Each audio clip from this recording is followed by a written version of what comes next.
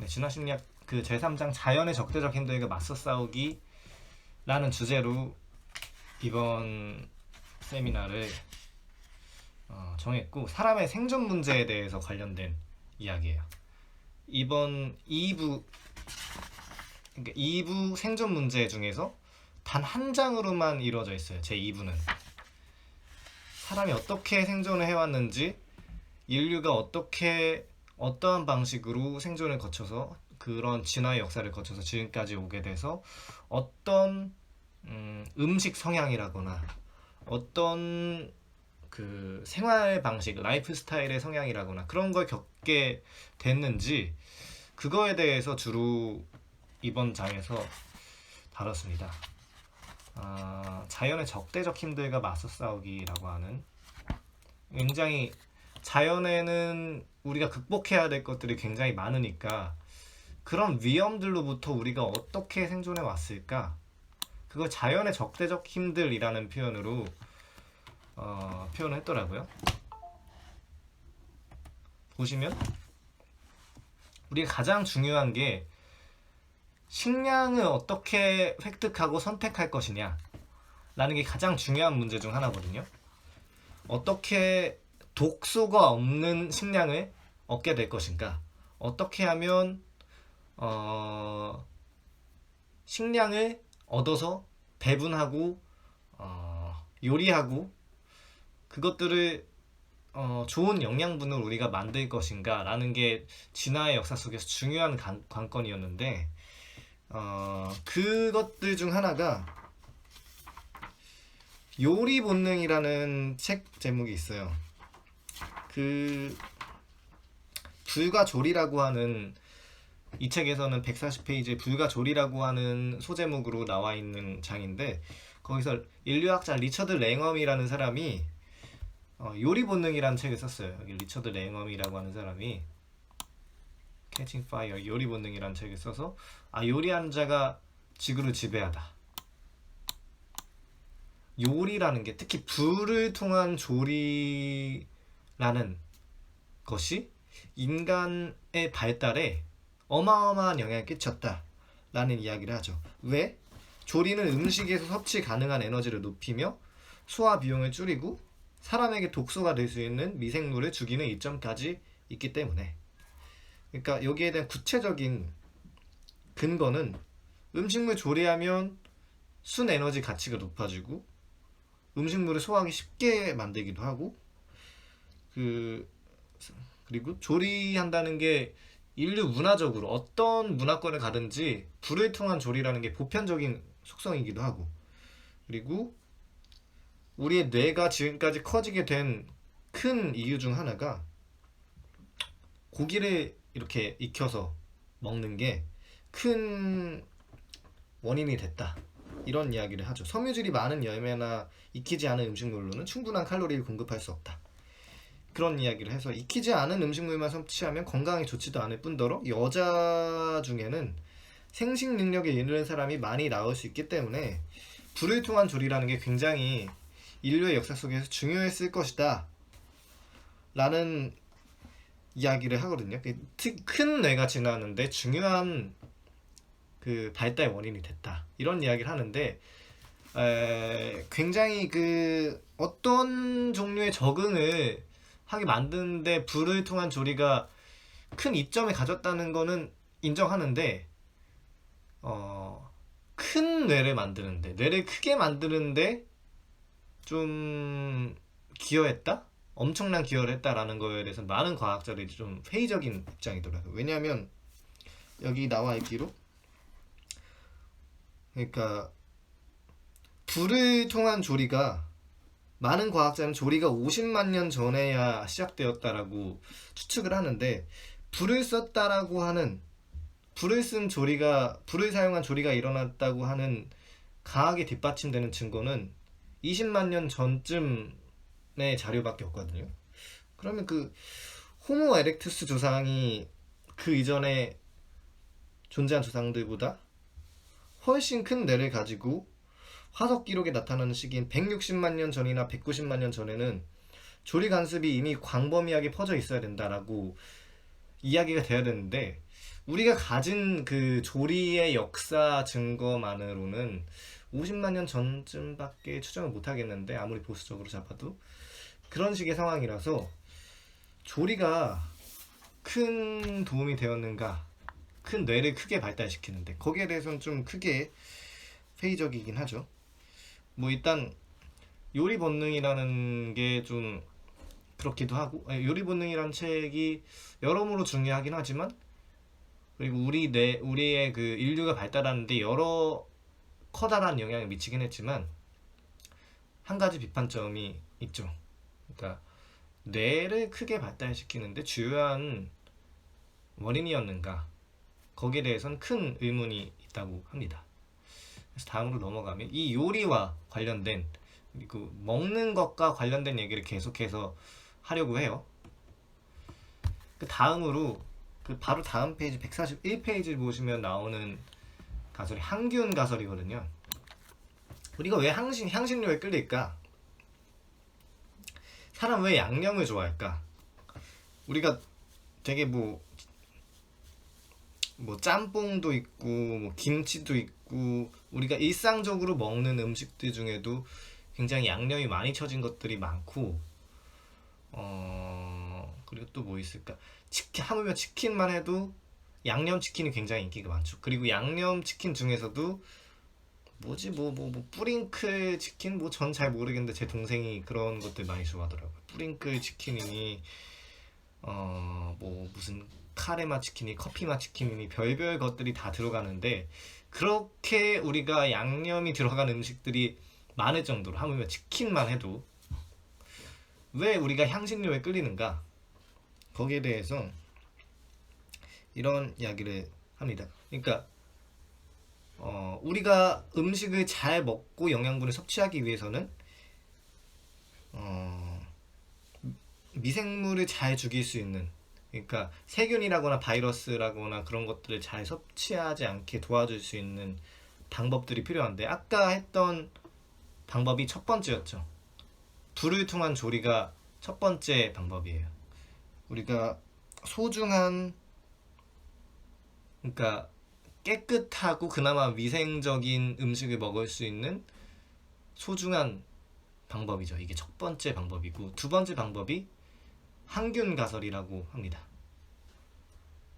그러니까 향신료는, 이 코넬 대학교의 폴 셔먼 교수가 주장했다고 하는데, 향신료는 음식물 속 세균과 곰팡이를 죽이거나 성장을 억제한다. 그리고 인간은 일종의 항균제로서 향신료를 요리에 첨가하게 되었다 라고 가설을 제기하게 되죠. 그러니까 거기에 대한 근거는, 첫째, 그러니까 연구자들이 확실한 자료를 가진 양념 30가지를 대상으로 시험했을 때, 그것들은 전부 다 식품에서 생긴 세균 중 많은 종류를 죽였다고 이야기가 됩니다.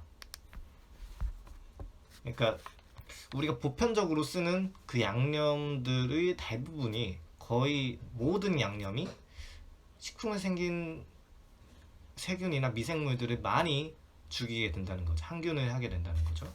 그리고 둘째로, 그 근거의 둘째는, 그러니까 이게 진화적인 이유라고 하려면 인류 보편적으로 그렇게 퍼져 있어야 된다는 건데, 한번 그 문화인류학적인 조사를 했을 때, 냉장 보관하지 않은 음식물이 빨리 상해서 위험한 미생물이 급속히 증식하는 더운 지역일수록, 그러니까 더운 지역일수록 양념을 더 많이 쓰고 살균 능력이 더 뛰어난 것을 쓰는 경향이 있다고 하죠. 우리만 보더라도 호남 지역 전라도 음식 같은 거 보면, 제가 할머니랑 같이 사는데, 할머니께서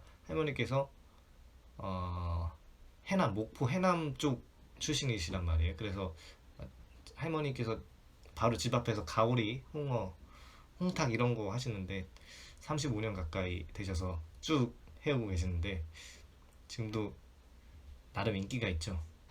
네, 코로나 때문에 엄청 손님이 많이 줄어들긴 했는데, 아무튼 그 남쪽 지방일수록 굉장히 그 홍어 같은 것들, 삭힌 홍어라거나 가오리라거나 뭐 향이 좀 강한 음식이라거나, 그리고 또 뭐라고 해야 되지? 그 김치 같은 것들도 굉장히 향이 센 김치들 많이 만들죠. 아니면 좀 짜거나 맵거나 그런 양념들. 그리고 뭐 인도에서도, 인도나 태국 음식들 보면은 그런 더운 지방일수록 뭐 커리, 카레라거나 뭐라고 그러지? 또 그런 아무튼 그 무슨 치킨 무슨 있는데, 아무튼 그런 것들처럼 좀 양념이 강한 경향이 있다. 그런 이야기를 좀 하죠. 그리고 세 번째를 안 썼네.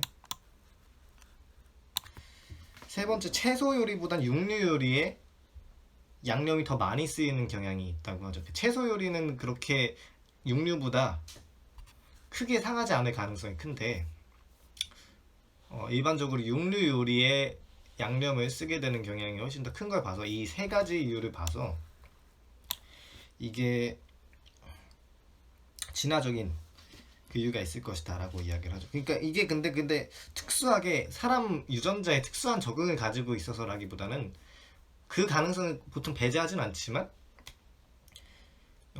문화적 전파라거나 그런 우연히 그런 발견된 방식을 통해서 문화적 전파가 됐을 가능성이 크다라고 이야기를 많이 합니다. 그리고 향신료에 대해서는 뭐 이런 이야기를 해볼 수 있겠고, 술을 왜 좋아하는가 사람이, 그런 이야기를 하죠. 사람은 왜 술을 좋아할까? 이것도 향신료 가설이나 요리 본능에 그 연관돼서 쭉 이야기해 볼 수 있을 것 같은데, 142쪽에서 보면은 전 대단한 거라 나을 줄 알았었는데 뭐 별거 없더라고요. 사람은 왜 술을 좋아하는가? 진화의 부산물 과실식 부산물 가설에 따르면 142쪽 맨 아래에 보면, 사람이 술을 좋아하는 경향은 적응이 아니라 잘 익은 열매를 좋아하는 적응의 부산물이다. 술은 특유의 맛뿐만 아니라 독특한 향도 가지고 있으며 종종 잘 익은 열매의 색과 향기를 연상시킨다. 술의 향과 맛을 이용함으로써 그 동물은 음식물의 칼로리 가치를 예측할 수 있다. 그러니까 술 좋아하는 이유 중 하나가, 커다란 이유 중 하나가, 우리가 열매의 그 단맛을 굉장히 좋아하는데, 그런 식으로 당연히 진하게 됐을 텐데, 열매의 단맛을 진하게 내는 술맛이 있고, 열매의 단맛을 좋아하는 그 부산물 때문에 덩달아서 술을 좋아하게 된 것이다. 그러니까 부적응적인 부산물이다, 이런 이야기를 하죠. 그러니까 그때는 뭐 적응적이었을 수도 있겠지만, 지금 생각해보면 그것 때문에 알코올 중독증이라거나 술에 탐닉하고 하면서 생기는 많은 부작용들이 부적응적인 부산물이다, 이렇게 생각해 볼 수 있는 거죠. 그러니까 그냥 뭐 부적응적인 부산물이다, 이런 얘기를 하죠. 그러니까 영장류 조상들이 나무 주위에 삥 둘러앉아 잘 익은 열매를 먹으면서 파티를 벌이는 장면이 떠오를지도 모르겠다. 언젠가 술 파티를 벌일 일이 있을 때 그런 이야기를 합니다. 그래서 또 보면은 아직은 사냥가설이라는 걸 좀 이야기 해볼 수 있겠어요. 사냥가설.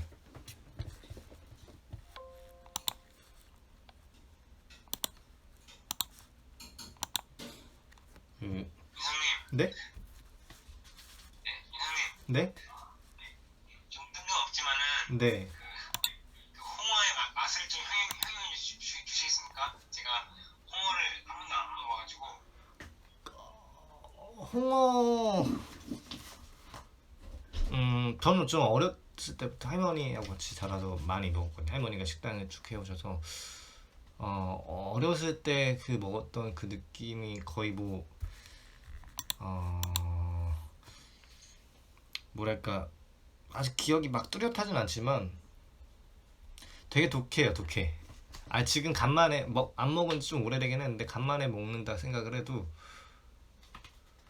되게 독해요. 어, 독한 향이 그냥 코에서 목까지, 그냥 입까지 그냥 쏴 그냥 퍼지는 느낌이라서, 처음 먹었을 때는 굉장히 놀랄 수도 있어요. 이거 무슨 그 스컹크가 맡아본 적이 없지만 아무튼 그 되게 독가스가 팍 퍼진다라고 생각이 들 수도 있어요. 약간 과장하면. 근데 이게 좀 적응이 되고 하면은 아 되게 맛있는 거구나. 그리고 코가 뻥 뚫린다는 느낌이 들어서 코 막힌 사람한테 좋을 수도 있을 것 같기도 하고. 이건 뭐 모르는 소리인데 뭐 제가 먹었을 때 감기 걸렸을 때 먹으니까 좀 좋은 느낌이 들긴 하더라고요. 아무튼 뭐 그런 생각이 좀 들었습니다.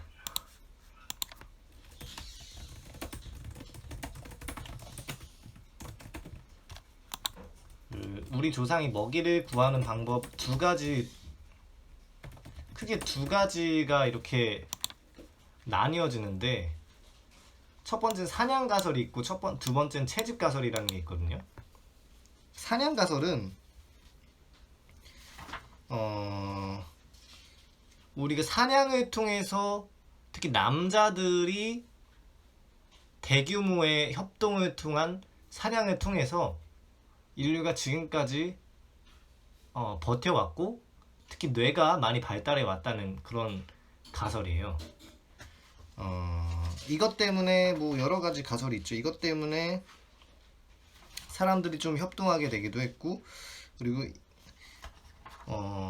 사람들한테 식량을 공급해 줄 수 있는, 그리고 이타적인 행동을 할 수 있게 만들어줬다 라는 가설도 좀 있기도 하고, 그러니까 사냥을 통해서 이타적인 행동이라는 게 발전됐다는 게, 내가 오늘은 배부른데 계속 처묵처묵할 수는 없잖아요. 그거를 다른 사람한테 주면서 내가 너한테 줬으니까, 암묵적으로 이런 얘기 굳이 하진 않더라도 내가 너한테 줬으니까 얘가 또 나중에 나한테 상호 후에 나중에 돌려주겠지라는 그런 생각을 하면서 얘한테 주는 거지. 얘가 일종의 냉장고가 되는 거죠. 이 친구가 야 너 먹어 라는 게, 그때 냉장고는 없었지만 누군가한테 먹이를 주는 게, 내가 배부른 상태에서 누군가한테 먹이를 선물하거나 하는 건 일종의 보관을 대리해주는 그런 일을 해주는 거라고도 볼 수 있겠죠.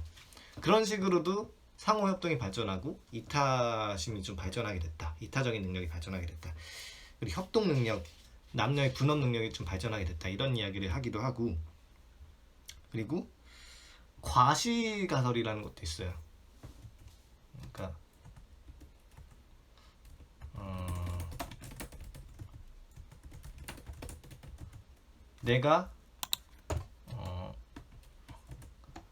내가 이 식량을, 내가 이걸 그 먹이를 이렇게 사냥함으로써 통해서 고기를 많이 잡아서, 그러니까 우리 가족이 먹을 수 있는 양보다 훨씬 많은 양을 보통 사냥을 하게 되는데, 많이 사냥하면 사냥할수록 다른 여성들이나 다른 그 권세를 잡은 사람들한테 잘 보일 수 있게 되는 거죠. 그런 사람들한테 식량의 분배함으로 통해서 그러니까 자신의 입지를 좀 다지고 권위를 좀 다지고 과시할 수 있게 되는 그런 상태를 좀 유지하기 위해서 사냥을 좀 많이 하게 됐다라는 게 과시가설입니다.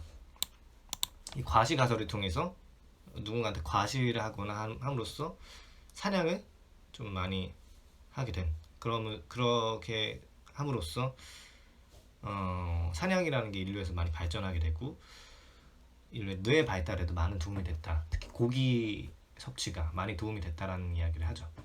이 두 가지가 서로 대립될 수도 있겠지만 그게 불가능하지도 않기 때문에 서로 잘 뒷받침해주는 사례라고 볼 수 있겠죠. 사냥 가설 중에 식량 공급 가설과 과시 가설 이런 게. 근데 그것하고 좀 반대로 채집 가설이라는 게 있어요. 아니다. 채집이라는 게 사냥보다 훨씬 더 먼저 나왔다. 이런 류의 가설이 있죠. 석기라는 거는, 석기 시대에 나온 그 석기라는 게 사냥에 의해서 발명된 게 아니라 우리가 다양한 식물들이나 열매들을 파내고 채집하기 위해서 발명됐다.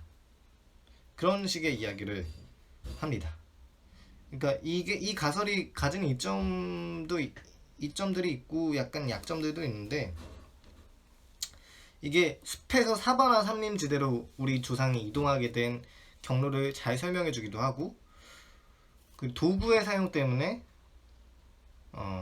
아무튼 그리고 또 석기를 사용해서 식량 확보한 게 우리 현생 인류의 출현에 가장 중요한 진화의 추진력을 제공했다, 이런 이야기를 하죠. 그러니까 사냥은 훨씬 나중에 등장했고 채집이 가장 먼저 나온 것이다. 석기는 그거에 위한 도구일 뿐이고, 그런 이야기를 하는 거죠. 아무튼 뭐 근데 아직까지는 사냥 가설이 조금 더 우세인 것 같아요. 여러 이유가 있는데, 채집 가설이 설명하지 못하는 것들이 좀 많이 있기 때문에, 그러니까 왜 채집 가설은 채집 가설이 그렇게 유력했으면, 채집이 그렇게 좋으면 왜 지금까지 다, 그러니까 수렵 채집 문화 같은 곳에서, 수렵 채집 문화를 가진 문화권의 지역에서 왜 많이들 사냥을 하지 않고, 왜 많이들 다 채집으로 뛰어들지 않고 왜 다 사냥을 했을까? 분명 채집이 더 좋고 유리한 거라면 왜 그러지 않았을까? 이런 가설도 좀, 이런 그 이유를 설명하지 못하고, 그리고 남자들 사이에 강한 동맹 심리가 나타난다는 거, 사냥 가설을 통해서, 그 중에서 과시 가설을 통해서 설명하는 그 남자들 간의 강한 동맹, 그거를 설명하지 못하고, 설명하기 좀 힘들고, 그리고 그 채집 가설은 이 사냥 가설을 통해서 우리가 육류를 많이 섭취했기 때문에 긴 창자 대신에 좀 그러니까 그러니까 짧은 창자 대신에 왜 긴 창자를 가지게 됐는지 그거를 설명하지 못하기 때문에 아직까지 사냥 가설이 좀 더 우세한다고 이 책에 나와 있긴 해. 실제로 지금은 어떤지는 잘 모르겠는데, 지금 시간이 많이 2012년부터 지금까지 뭐 거의 10년이 지났으면은 과학계에서도 많은 뭐 가설이라거나 데이터라거나 그런 입지라는 게 많이 변할 수도 있는, 강산이 바뀔 수 있는 시기이기 때문에 정확히는 잘 모르겠는데 그렇다고 이야기를 하더라고요. 그리고 이러한 그 채집 가설과 사냥 가설의 대립을 통해서 남자와 여자의 그 뭐라고 해야 되지? 공간 지각 능력 차이? 이런 이야기를 해요. 남자는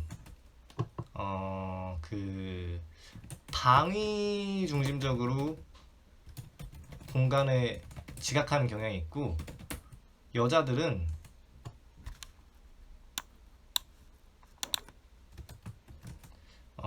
지형지물 중심으로 공간을 지각하는 능력이 좀 강하더라, 이런 이야기를 하죠. 이게 무슨 젠더 차별이라거나 그런 건 아니겠죠? 그런 뭐 많은 사람들이 요즘에 좀 민감하니까. 근데 생각해봤을 때 남자들은 동서남북 같은 그런 방위 중심적으로 공간을 지각하는 경향이 크고, 왜냐하면 사냥을 멀리까지 나갔을 때 추상적으로 방위를 파악하는 능력이 그게 굉장히 중요하기 때문에, 우리가 어느 정도 이렇게 돌고 어느 정도 동쪽으로 얼마나 가고 북쪽으로 얼마나 가고 그런 식으로 기억을 해야 나중에 다시 돌아오거나 할 때 우연한 곳에서 사냥을 막 그 먹잇감 마주치고 사냥을 한 다음에 다시 집으로 돌아올 때 유리하기 때문에 그런 식으로 발달이 됐다고 이야기를 하고, 여자들은 지형지물 중심으로 공간을 지각하는 이유 중 하나가 채집을 저기 멀리 이 사람도, 여자들도 멀리 채집을 나가거나 가까이 채집을 나가거나 할 수 있겠는데, 채집을 나간다는 거는 꼭 방위가 필요 없어요. 주변에 지형지물이 굉장히 많을 것이기 때문에 뭔가 채집을 하거나 열매를 따거나 한다는 거는, 그래서 이번에 여기 먹이를 따려고 했는데 이건 좀 덜 익었네. 그럼 나중에 다시 돌아와야지 하는 생각으로 그 그 지역에 좀 기억해야 될 필요가 있잖아요. 근데 그 채집을 한다는 건 그 주변에 여러 나무들이라거나 바위라거나 여러 물체들이 분명 많을 것이기 때문에 사냥과는 다르게, 그래서 지형짐을 중심으로 공간을 지각하는 경향이 크다. 우리도 좀 어, 어머니라거나 뭐 여자 형제, 여자 남매, 자매 이런 분들이 있으면, 여자인 친구라거나 그런 분들 있으면 가끔씩 지형짐을 중심적으로 많이 사고하는 것 같다라는 식의 생각이 좀 들 때도 있죠. 그러니까 근데 뭐 이런 식의 어, 이런 물체 위치를 기억하는 능력에서 그렇게 여자가 조금 더 우세하긴 하지만 그렇게까지 엄청난 규모로 우세하지 않다. 이런 얘기도 좀 있긴 하더라고요. 그래서 채집 가설이 그렇게, 그 생각 때문에 채집 가설이 그렇게 유력하지 않고 추가 검증이 필요하다, 이런 얘기를 좀 합니다. 여기까지 뭐 요리 본능에서 쭉 여기까지 오게 된 거고, 사바나 가설이라는 걸 좀 이야기를 해보려고 합니다. 우리가 어디에서 쭉 음식을 구했다는 거는 어떻게 구했는지 그 정도는 좀 알겠는데, 어떤 식으로 구하게 됐을까? 어떤 식으로 구하게 됐을까가 아니, 어디서 살게 됐을까? 어떤 공간에, 어떤 환경과 공간을 거주지로 선택해서 살게 됐을까라는 진화심리학의 유력한 가설 중 하나가 사바나 가설이거든요. 사바나 가설이 뭐냐면 말 그대로 사바나 지역에서, 사바나 같은 지역에서 중심적으로 살았을 것이다, 우리 인류 조상이.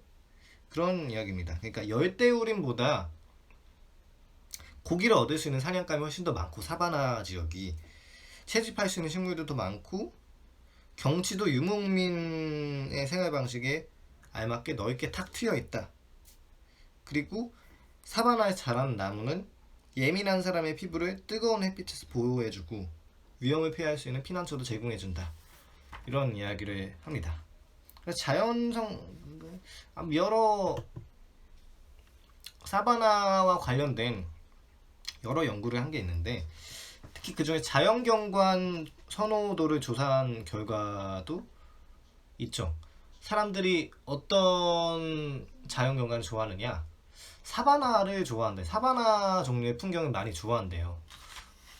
특히 이런 거, 우리 그림이라거나 사진이라거나 좋은 사진들, 뭐 어떤 배경화면으로 어떤 자연 풍경을 쓰고 싶다라고 한다면 사바나를 많이 좋아하는 경향이 있다고 하더라고요.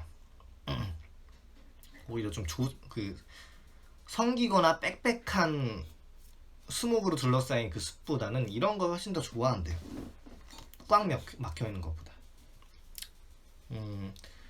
이런 거라거나, 이런 되게 좀 탁 트여 있고 기분 좋고 뭔가 여유가 생기고 힐링이 되는 기분이 들죠. 이런 것도 그렇고 이런 것도 그렇고 이런 것도 그렇죠. 굉장히 탁 트여 있고 넓은 그 들판, 실제로 스트레스가 심한 상황에 놓인 사람들한테 자연 풍경을 찍은 슬라이드 사진을 보여주니까 이런 자연 풍경, 생리적인 고통이 많이 줄어드는 효과가 있었다고 하더라고요. 그래서 우리 모든 문화에서 일관되게 나타나는 그런 풍경에 대한 진화적인 선호가 있지 않느냐, 그걸 봤을 때 사바나 가설이 유력하지 않느냐, 이런 이야기를 하는 겁니다. 이 사바나라는 서식지를 선택할 때 주요하게 좀 선택되는 그 세 단계 과정이 있다고 하는데, 첫 단계는 1단계는 선택. 감정적으로 얘가 어느 정도 탁 트여 있고 기분이 좋아. 유목민들이 아 여기 괜찮은 것 같아라는 그런 1단계 선택이 있고, 두 번째로 정보 수집 단계가 있어요. 그러니까 얘가 여기가 살만한 곳이냐, 여기가 위험한 곳이냐, 혹은 위험을 피할 수 있는 피난처가 마련되어 있는 곳이냐, 꾸불꾸불한 이런 곳들이 좀 많거나 자신의 가족들까지 포함해서 살 곳이 좀 많느냐, 숨을 장소가 여러 군데 있느냐, 그렇다면 여기가 좀 괜찮은 살 곳이 된다는 그런 정보가 획득이 되는 거죠. 그리고 3단계로 여기서 쭉 오래 짧게 살 것이냐 오래 살 것이냐, 아니면 충분히 여기서 얻을 수 있는 열매라거나 사냥감들이 많거나 하는 그 복잡한 인지적인 계산을 통해서 오래 살 거냐 조금 짧게 살 거냐 어느 정도로 살 것이냐 이런 결정을 좀 할 수 있게 되는 3단계 과정을 좀 거쳐서 이런 이야기를 합니다. 여기서 뭐 시간 프레임에 관련된 이야기를 하는데, 여기서 그러니까 즉각적인 그 날씨 변화라거나 그런 것도 생각해 볼 수도 있겠고, 계절의 변화가 얼마나 우리에게 좀 이로운 정도로 좀 이루어지느냐 이런 것도 중요할 수 있고, 여러모로 좀 시간의 변화에 따라, 시간의 프레임에 따라서 어떤 변화가 일어나느냐 그런 것도 선택에 도움이 될 수도 있겠죠. 그러니까 오리안스와 히어와겐이라는 사람이 158쪽에서 보면은 이런 얘기를 한대요. 그러니까 이런 게 우리 뭐 이런 선택을 왜 할까? 이런 선택까지 굳이 해야 돼? 라는 생각이 들 수도 있겠지만, 우리는 현대 시대를 살아가는 입장에서 봤을 때 그런 생각이 들 수 있겠지만, 이런 얘기를 하죠. 1년 내내 슈퍼마켓에서 다양한 과일과 채소를 살 수 있는 우리는 봄에 처음 나는 제철 채소가 인류의 역사 대부분을 통해 사람들에게 얼마나 중요했는지 이해하기 힘들 수 있다 라고 지적했습니다. 그러니까 맨날 우리가 슈퍼마켓에서 쉽게 물건을 사고 채소를 사고 열매를 과일을 사고 하는 입장이니까 잘 이해를 못할 수도 있겠는데, 이 시대에 채집이 얼마나 잘하는지, 사냥을 얼마나 잘하는지가 얼마나 절박하게 중요했는지를 잘 이해해야 된다 라고 이야기를 해볼 수 있겠죠. 지금 생각해봐도 굉장히 소중하죠. 지금 얼핏 생각해봐도 그 당시에 살았다면 얼마나 더 절박했을지 생각이 들기도 하고요. 그리고 아무튼 뭐 이런 사바나 풍경을 보면 지금 봐도 많은 환자들이라거나 사람들이 아플 때 혹은 심리적으로 좋지 않을 때 혹은 병원에 입원하거나 이런 사진이라거나 풍경을 봤을 때 꽤 빨리 낫는다는 결과가 좀 유의미하게 있다고 하죠. 심리 상태도 조금 더 안정적이게 되고 긍정적이게 되고, 지금 조금 더 힐링을 합시다. 그리고 159쪽에 포식동물과 그 밖의 환경적 위험에 맞서 싸우기, 두려움, 공포, 불안, 적응적 편향이라는 게 있는데, 두려움이라는 게 무엇이냐, 그리고 우리가 어떻게 공포에 대해서 대처를 하느냐 라는 이야기를 하고, 두려움과 불안이라는 게 어떻게 우리에게 진화적인 적응적인 이점을 줬는지에 대해서 이렇게 좀 설명을 하죠. 6가지를 이야기를 해요. 급작스러운 공격에 대한 기능적 방어 6가지. 첫째, 먼저 무서운 거 봤을 때, 무서운 포식자라거나 무서운 사건이라거나 살인자라거나 아무튼 그런 걸 경험했을 때 일단 동작을 멈추죠. 이거 위험한 건가? 하고 경계 태세에 들어가서 감시하고 살펴보고, 그리고 두 번째로 이거 진짜 위험한 거겠구나 싶으면 도망을 갑니다. 너무 당연하게. 그리고 일단 도망을 가서 조금 더 많이 살펴본 다음에 얘가 좀 싸울만 하겠다 싶으면 싸워보죠. 싸움을 걸어보죠. 아니면 달아났는데 도망치는데 실패했으면 그때도 싸워야 되는 거죠. 어떻게든. 코끼리라거나 아무튼 뭐가 온다 하더라도 일단 싸워야죠. 그리고 구일복, 공격을 막기 위해 같은 종의 구성원에게 비위를 맞추거나 복종하는 거. 침팬지들 사이에서도 알파 수컷한테 이렇게 복종하고 굴복하는 인사를 하면 신체적 공격을 막는데 효과적이라고 합니다. 그러니까 인간들 사이에서도 이런 거 있죠. 아, 얘가 좀 함부로 하면 엿되겠구나. 그럼 비위 좀 맞추고 복종하고. 그리고 공포, 근육이 굳어서 그럼에도 불구하고 얘가 알아봐주지 않은 것 같아요. 비위를 맞추거나 복종해도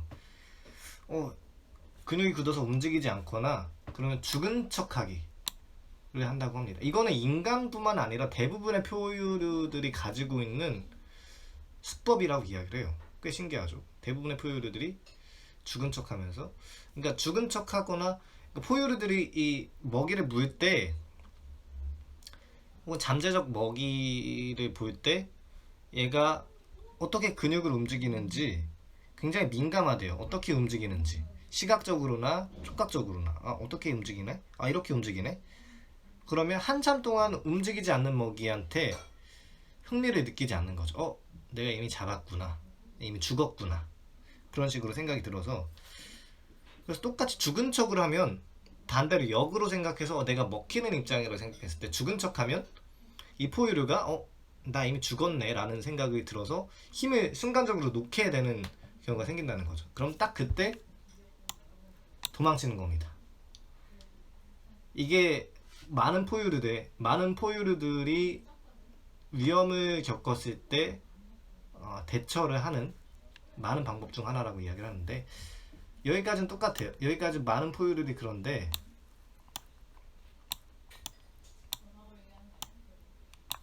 근데 이 기절은 인간만이 한다고 하더라고요. 그러니까 순간적으로 피나 붉은 피나 예리한 무기를 보고 기절하는 거죠. 내가 정말 위험한 상태구나 라는 상태처럼. 그러니까 이걸 적에게 자신이 즉각적인 위협이 아니면 무시해도 안전하다, 비언어적인 방법으로 의사소통을 하기 위한 것이라는 가설이 있다고 합니다. 그러니까 나는 너한테 그렇게 큰 위협이 되지 않아.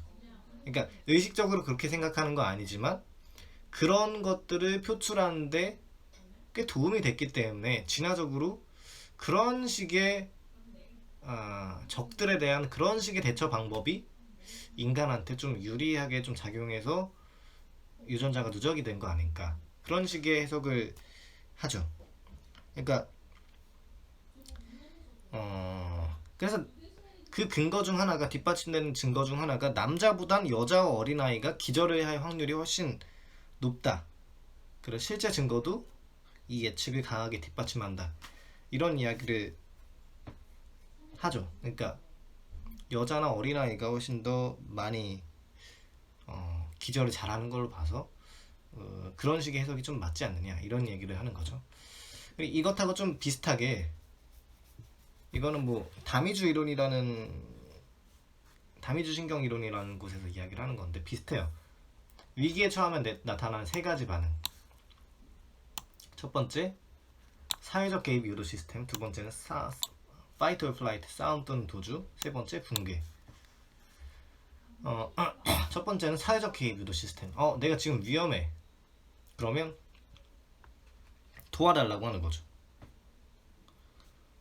나 지금 많이 힘들어, 고통스러워 라는 목소리와 함께 추구 행동들을 촉진시킨다. 어미 보고 도와달라고 하거나 아무튼 주변 그 동료들 보고 도와달라고 하는 거죠. 이런 식으로 사회적 개입을 유도한 다음에 그래도 안 되겠다, 그러면 싸우거나 도주하는 거죠.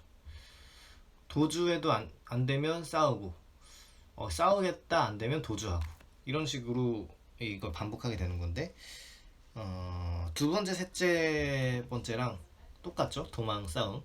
그리고 네 번째, 다섯 번째, 여섯 번째랑 이 붕괴랑 좀 겹치는 것 같아요. 굴복하거나 붕괴하거나 공포하거나 기절하게 되는 거죠. 그러니까 굴복하거나 죽은 척하거나 아니면 기절하거나, 이게 훨씬 진화적으로도 이득이 될 수 있다고도 이야기를 하는데, 어떤 다른 면에서의 설명이에요. 이건 몸은 기억한다라는 책에 141페이지에 나온 장면인데, 인용구인데 한번 읽어볼게요. 빠져나갈 길이 없고 도저히 피할 수 없는 상황에 처하면 마지막 응급 시스템이 활성화된다. 바로 등쪽 위주신경 복합체다. 이거는, 이 시스템은 몸 전체 대사작용을 대폭 감소시킨다. 심장박동이 뚝 떨어지고, 보통 처음에 공포스러워할 땐 심장박동 막 이렇게 생기면서 혈액순환도 빨라지고 도망칠 때 유리하게 되잖아요. 근데 그게 너무 강해지면 오히려 심장박동이 뚝 떨어지고, 이때 심장이 멎었다고 표현하죠. 숨을 쉬지 못하며 소화기는 기능을 멈추거나 배출을 유도한다. 말 그대로 하도 겁나서 똥오줌을 지리는 상황이 되는 거죠.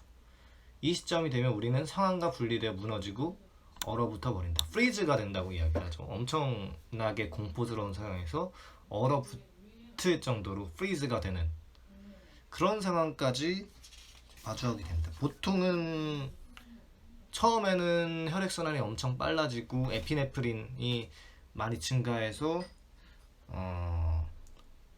피가 났을 때, 부상을 입었을 때 혈액 응고를 돕고, 이런저런 그 혈액순환도 빨라지고 호흡도 가빠지고 그런 식으로 되는데, 엄청나게 강해지면 그 정도가 그냥 기절하게 되거나 심장이 멎거나, 완전 멎는 거 아니고 심장박동이 뚝 떨어지거나 숨도 못 쉬고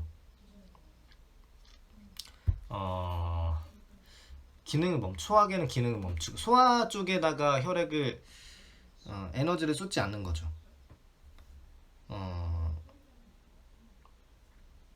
그러니까 피도 혈액의 흐름도 소화기 쪽에다가 보통 쏟지 않는 거죠. 나중에 쏟아도 되니까. 그런, 지금 사자한테 쫓기고 있는데 지금 소화라는 건 나중에 되는 거니까.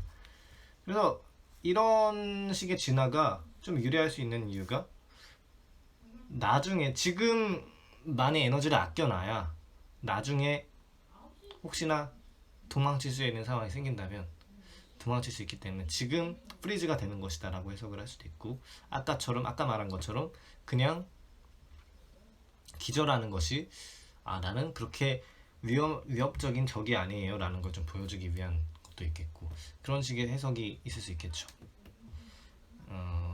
좀 구체적으로 궁금하시면 이 다미주 이론이라거나, 얼마 전에 작년에 번역됐다고 알고 있는데, 올해인가 작년에 번역됐고, 몸은 기억한다는 책도 참고로 보시면 좋을 것 같습니다. 그래서 그 다음으로 좀 넘어가서 조금 생략해서 169페이지에 이 다윈의학 질병에 맞서 싸우기라는 장이 있어요. 인간은 왜 병에 걸리는가? 나는 이 책을 기점으로 다윈의학이라는 게 많이 이름을 좀 알리게 됐죠. 랜더프 네스하고 조지 윌리엄스라는 아주 위대한 정신의학자와 위대한 진화생물학자가 이렇게 협업을 하면서 다윈의학이라는 걸 만들어내게 됐습니다. 우리가 진화생물학적인 관점으로 병균과 바이러스를 보자는 거죠. 질병이라는 거 혹은 아픔이라는 것들을 진화생물학적으로 어떻게 볼 수 있을까 봤을 때, 열이라는 것과 철분이 부족한 혈액 같은 것도 비슷하게 봅니다. 그러니까 우리가 몸이 아프거나 감기에 걸리거나 했을 때, 아니면 바이러스나 그런 거에 걸렸을 때 열이 많이 오르는 경향이 있잖아요. 코로나 바이러스도 그렇고, 저 어제 조금 예방주사 맞았을 때 약간 조금 열이 생기는 것 같은 느낌이 들긴 했는데, 아무튼 그런 것처럼 뭔가 이물질이 들어가거나 바이러스가 몸에 들어가면 열이 오르는 경향이 있는데, 그게 그러면 해열제 빨리 먹어야지 라는 생각을 많이들 하지만 그게 꼭 장사는 아닐 수도 있다, 이런 이야기를 하는 거죠. 지금 생각해보면 우리 많이 퍼지긴 했지만 그런 이야기가 그 당시만 해도 잘 그런 거에 대해 생각이 못했나 봐요. 열이라는 게 우리가 바이러스나 균에 맞서서 진화시킨 방어기제다라는 사실을 잘 몰랐나 본데 냉혈동물인 도마뱀도 병에 걸리면 따뜻한 곳으로 가서 몸에 데우고, 토끼도 열이 얼마나 잘 내느냐 라는 토끼가 훨씬 더 병에 유리한 결과를 낳았다, 이런 결과도 좀 있고, 여러 이러저런 거 봤을 때 열이라는 게 분명히 우리의 감염병에 있어서 중요한 방어기제 중 하나다. 이게 반드시 나쁘다거나 하는 것이 아니라 중요한 방어기제로 작용했을 것이다.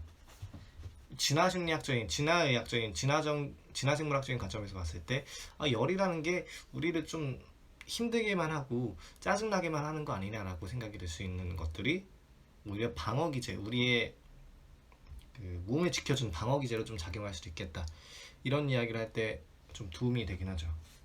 그리고 170쪽에 철분이 부족한 혈액에 보면은 우리가 세균에 감염이 됐을 때 철분이 든 음식을 좀 적게 먹는 경향이 있대요. 아니 그걸 좀 싫어하거나.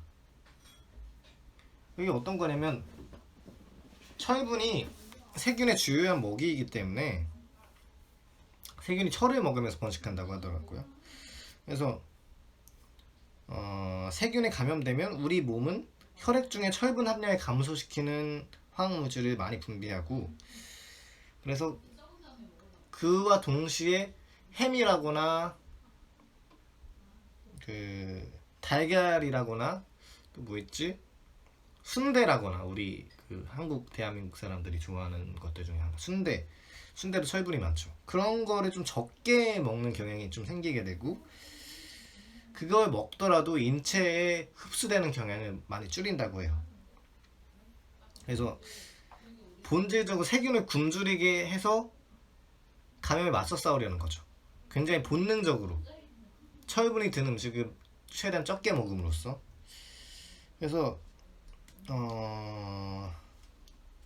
이런 식의 진화 기제라거나 그 뭐라고 해야 되지? 그 철분이 좀 적게 든 음식을, 철분이 많이 든 음식을 기피하는 경향이라거나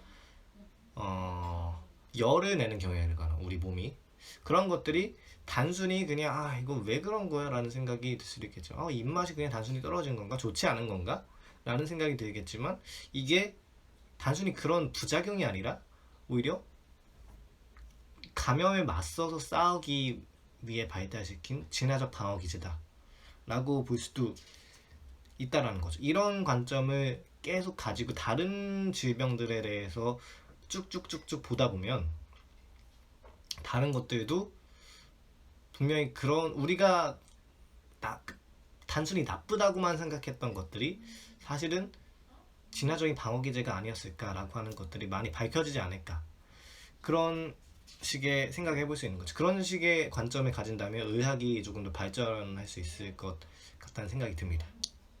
이제 다양한 것들에 대해서 통찰이 넓어지기 때문에 이건 진화적인 기원이 뭐였을까? 혹시 기침하는 것도 마찬가지죠. 기침하는 것도 우리 코로나 시대 때 기침 굉장히 조심스럽게 생각하고 분명히 나쁘기도 하지만, 기도나 폐에 많이 하면 굉장히 나쁘고, 기침으로 인해서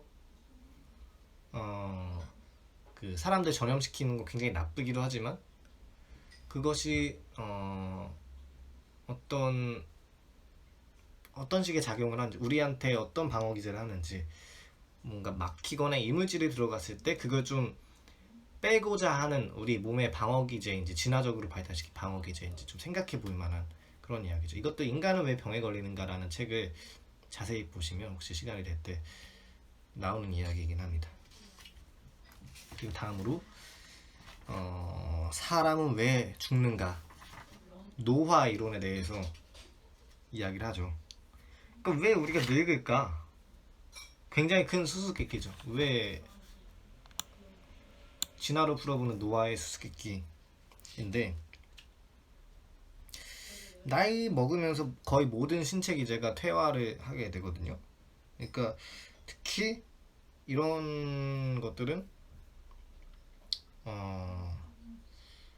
뭐라고 해야 되지? 그 20대 여자하고 50대 여자를 이렇게 비교했을 때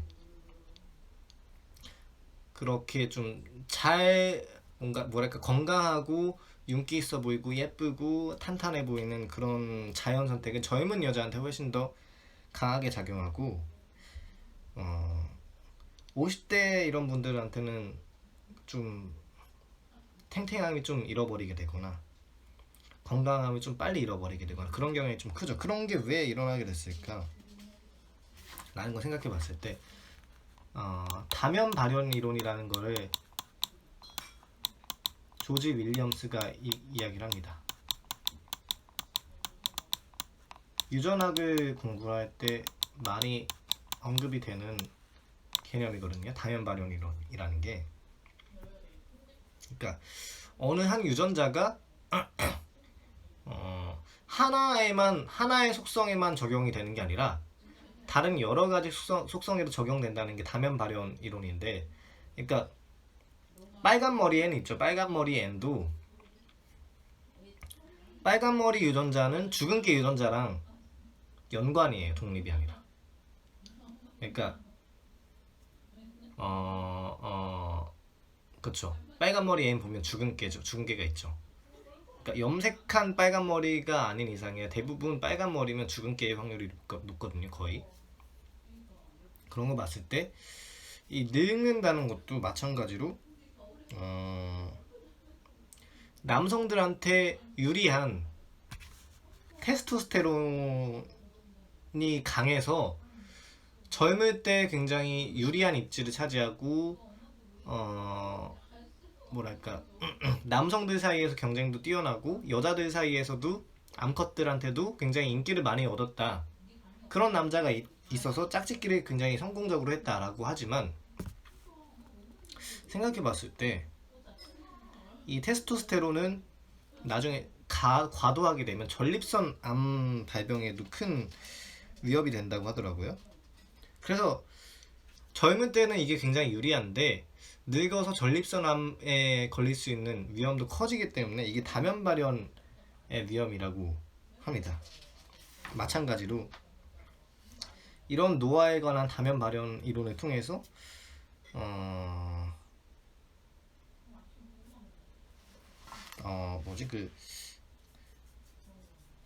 여러 가지 것들을 설명할 수 있는데 치매 유전자 이 책에 나와 있진 않은 건데 치매 유전자에 대해서 좀 생각해 볼 수 있죠.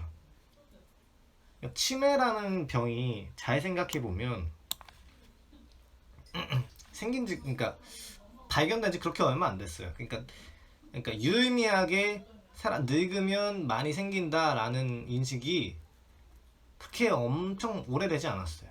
알츠하이머 질환이 20세기 되기 전까지만 해도 없던 질병이었어요. 그러니까 가끔씩 이런 게 보이긴 했죠. 근데 이게 무슨 예외적이다 이런 식으로만 이야기를 했지.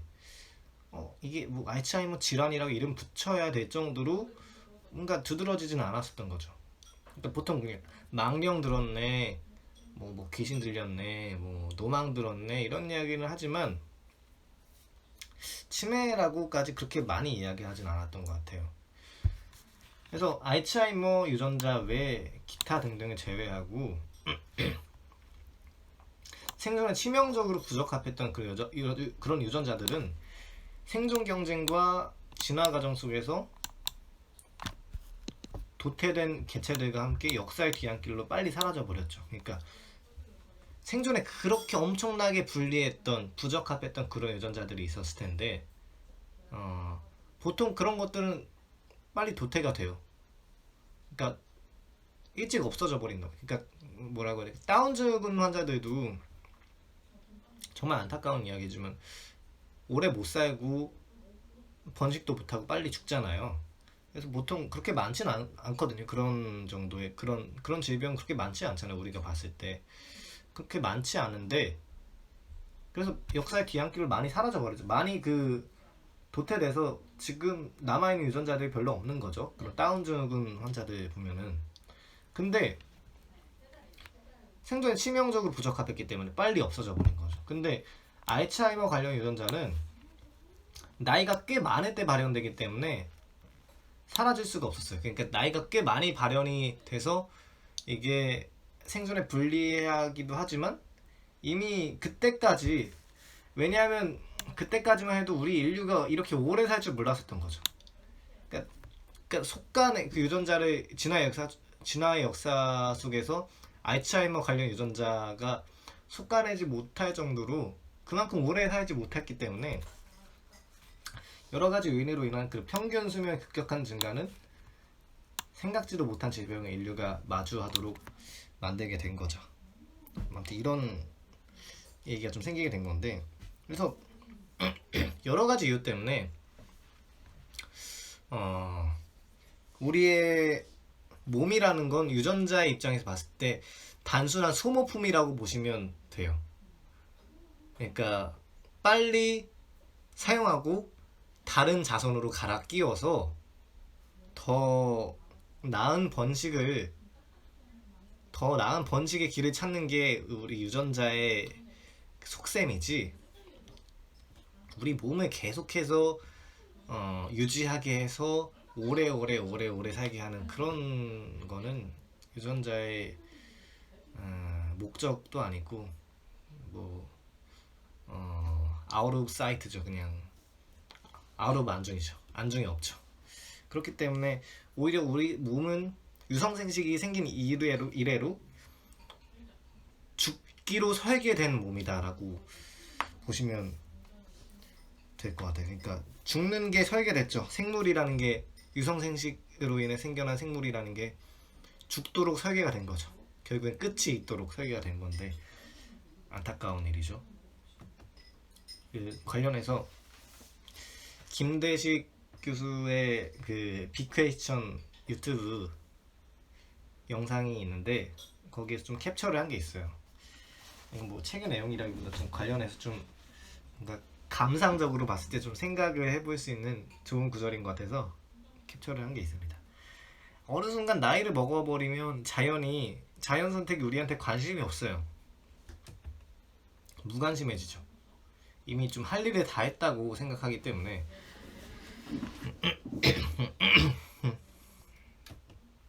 병도 고치지 않고, 우리 몸이 좀 늙으면 병도 빨리 안 낫고 병도 고치지 않게 되고, 그렇지만 또 동시에 아무 관심도 없게 되는 거예요. 우리 몸에게 자연이. 다시 말해서 어떻게 보면 늙음이라는 것은 자연으로부터 무관심을 받는다는 거고, 무관심은 어떻게 보면 자유라고 볼 수 있지 않을까, 그렇게 생각을 할 수 있지 않을까. 그러니까 부모님들하고 쭉 계속 같이 살다 보면 마음대로 못 하는데, 뭐 친구들 50명 초대해서 파티도 할 수 없는 거고, 근데 어느 순간 부모님이 나가고 우리 집 내 거래, 하고 싶을 대로 해. 그래서 너 아무 관심이 없어. 처음에는 안 좋을 수도 있겠지만 어떤 면에서 보면 자유를 얻는 거죠. 야, 이렇게 살아라 저렇게 살아라라는 그런 감나라 배나라는 그런 관심을 나한테 주지 않기 때문에, 자연이, 아까 부모라면 이런 식으로 보면 자연이 나한테 관심 주지 않는 거죠. 늙음이라는 거는 결국 우리가 늙음이라는 거는 타인이 나한테 정해준 의미를 내가 수행해야 되는 그런 인생이 아니고, 그 순간부터 내가 무엇을 하고 싶을까, 뭐 번식이라거나 그런 목적이 있을 수도 있는데, 그거 말고 자연이 정해준 그런 번식 같은 목적 말고 내가 뭘 하고 싶을까에 대해서 결정할 수 있는 여유가 생기지 않을까, 나름 생각해 볼 수 있는 그런 구조가 돼서 가져왔죠. 그래서 결국 우리가 노화되고 늙으면서 안 좋은 것들을 여러 가지 갖고 가지만 아주 큰 선물을 하나 얻게 되는 거 아닐까, 이런 생각을 하면서 늙음이라는 게 삶의 의미에 있어서, 인생에 있어서 나름 의미가 될 수 있고, 자유가 삶의 의미를 정할 수 있는 자유가 될 수 있지 않을까, 이런 이야기를 좀 해서 뭐 공감이 될지 안 될지는 모르겠지만 가져와 봤습니다. 여기 좀 보면은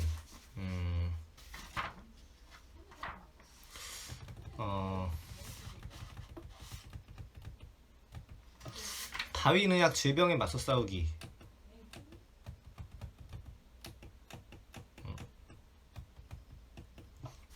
그래서 얘기를 안 한 게 있는데,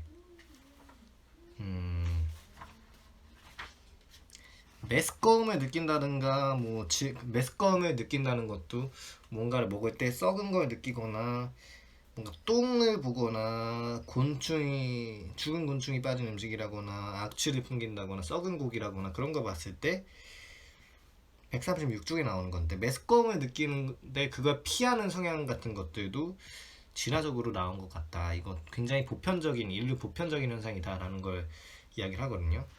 그것도 좀 언급해야 될 것 같고, 임신한 여성의 입덧 같은 것들도 입덧이 없는 산모보다 입덧이 있는 산모가 훨씬 더 건강하게 아이를 낳고 키우게 될 확률이 크다. 왜냐하면 임신할 때 입덧을 한다는 거는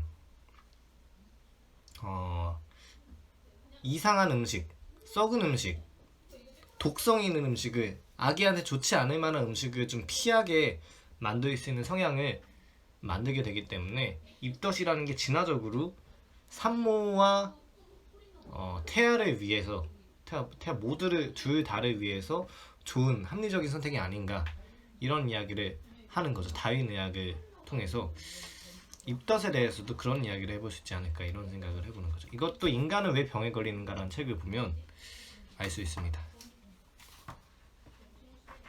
마찬가지로 마지막으로 마치면서 자살을 둘러싼 수수께끼를 이야기를 하는데, 알베르 까미가 시지프 신화에서 이런 이야기를 하죠. 유명한 소설가죠, 까미. 참으로 중대한 문제는 단 하나뿐이다. 그것은 자살이다. 이런 이야기를 합니다. 그러니까 철학적으로 중요한 문제, 자살을 왜 할까 사람들이? 혹은 자살을 하지 않아야 할 이유가 있을까? 뭐 이런 이야기까지 제시하기 위해서 까미가 이야기한 거긴 한데, 이 진화심리학 교과서에서 나온 이야기는 상당히 좀 단순하게 이야기를 하죠. 자살을 하는 사람들은 자신의 포괄 적합도에 기여할 수 있는 능력이 급격히 떨어졌을 때 자살이 일어날 가능성이 높다라는 것이다. 이런 이야기를 합니다. 그러니까 장래의 건강 악화가 심하게 될 전망이 큰 사람이라거나, 고질적으로 허약한 사람이라거나, 치욕적인 일을 크게 겪거나, 실패하거나, 이성과 짝짓기에 성공할 가능성이 희박하거나, 유전적 친족에 부담을 지운다는 생각이 있을 때, 가족들한테 내가 크게 부담을 주거나 이런 생각이 든다거나 할 때 자살을 할 확률이 좀 크다는 거죠. 이게 적응적인 선택이 될 수 있다. 유전적인 입장에서 봤을 때. 그렇기 때문에 자살을 한 거 아닌가, 이런 이야기를 하거든요. 그러니까 관련해서 막 상관관계 지수도 막 조사를 하고 이런저런 거 했었는데, 결국에는 그러니까 유전자 선택에 내 후손을 잘 만들지 못하거나, 혹은 내 가족한테 크게 도움이 좀 떨어질 만한 소지가 크다라고 생각이 들 때, 유전자에 도움이 안 되겠다, 이런 생각이 좀 들 때 자살을 할 확률이 크다, 이런 게 좀 결론이거든요. 근데 어떤 가설은 이게 부적응적인 가설이다, 그러니까 부적응적인 부산물이다라고 이야기를 하는데, 아무튼 이게 그렇게 적절한 가설인지 모르겠어요. 그러니까 의식해서 이렇게 죽는다, 이런 얘기는 아니지만은 꼭 진화적으로 이렇게 발달했을까? 그냥 그러니까 어떤 자기 자신한테 효능감이 없다고 느껴질 때 자살을 심각하게 우울해지고 자살하는 게 낫겠다라는 생각이 드는 게 맞는 것 같은데, 그런 진화적인 이유 때문에 좀 자살하게 됐을까? 그런 식으로 유전자가 좀 존속하게 됐을까라고 생각을 해보면 좀 너무 단순한 이야기가 아닐까, 이런 생각도 좀 들기도 하고, 아무튼 그렇습니다. 마지막 하나 더 있네. 우리 본성의 선한천사, 스티븐 핑커라는 사람이 학자가 쓴 책인, 저도 다 읽진 않았어요. 이거 좀 1000페이지짜리 두꺼운 책이라서. 이거 스티븐 핑커 쓰는 책마다 엄청 두껍게 쓰는데, 살인에 대한 이야기로 좀 마무리를 하거든요. 사람은 다른 사람의 손에 죽을 수도 있다. 실제로 사람이야말로 가장 중요한 자연의 적대적인 힘이 되었다고 주장하는 사람도 있다. 근데 오늘날의 살인 비율이 과거에 비해서 훨씬 낮아졌다는 증거가 있어요. 그래서 인간은 폭력성과 어떻게 싸워왔는가? 우리가 뭐 2차 세계대전, 1차 세계대전 그 세계대전을 보면서 아, 폭력성이 너무나 강해진 거 아닌가, 인간이라는 게? 그런 생각이 들 수 있겠지만, 그리고 특히 요즘에 최근에 아프가니스탄 그 사건도 있는 거 보면서 아, 폭력성이라는 갈수록 심해지는 거 아닌가 이런 생각이 들 수도 있겠지만, 살인을 통한 사망률은 시대가 지날수록 점점 줄어들고 지금 21세기를 살아가고 있는 우리는 굉장히 평화로운, 비교적으로 봤을 때 굉장히 평화로운 시대를 살아가고 있는 것이다 라는 게 우리 본성의 선한천사의 큰 요지 중 하나라고 합니다. 그러니까 오히려 알록사의 난 때, 세계대전보다 알록사의 난, 중국에서 일어난 알록사의 난에서 훨씬 더 많은 사망자가 발생했고, 오히려 옛날이 훨씬 더 잔인했고, 우리가 시대가 지나면서 더 문명화됐기 때문에 폭력성이 굉장히 급격하게 많이 줄어들었다, 점진적으로 많이 줄어들었다, 이런 이야기를 하는 거죠. 근데 그 알록사의 난하고 세계대전하고 비교한다는 게 조금 글쎄, 그 사망자 수만 봤을 때는 알록사의 난이 좀 사망자 수가 많을 수도 있겠지만, 그 잔인함이라고 하는 극악무도함이라는 걸 봤을 때, 인간 존엄성의 파괴라는 걸 봤을 때 그렇게 크게 비교할 만한 거리인가라는 생각도 들긴 해서 스티븐 핑커가 좀 과도하게 낙관적이고 보수적인 거 아닌가라는 생각이 들기도 하죠. 그럼 살인에 대한 이런 이야기를 하면서 영화 사례는 이 7장에서 좀 몇 장 뒤에서 이야기를 할 거고, 개인적인 살인이나 전쟁에 대해서는 10장에서 이야기를 할 예정이고, 그리고 또 뭐지? 아무튼 쭉 다른 사례라거나 살인에 대해서는 다음 여러 장에서 이야기를 할 텐데, 중요한 건 사람한테 다른 사람을 죽이도록 특별히 설계된 진화적 심리적인 적응이 있느냐라는 게 큰 쟁점이거든요. 살인을 하는 게 진화적으로 적응적인 선택인가? 그게 큰 쟁점 중 하나인데, 거의 뭐 그렇다고 보는 것 같고, 거기에 대해서는 나중에 구체적으로 살펴보려고 합니다. 조금 이게 약간 좀 장황하긴 한데, 자세한 건 요약을 176쪽의 요약을 보시면 잘 요약이 돼 있어서 다시 복습하실 때 큰 도움이 되리라고 생각을 합니다. 여기까지 발표를 마치고 관련해서 좀 이야기를 나눌 게 있으면 이야기를 나누도록 하겠습니다. Recording stopped.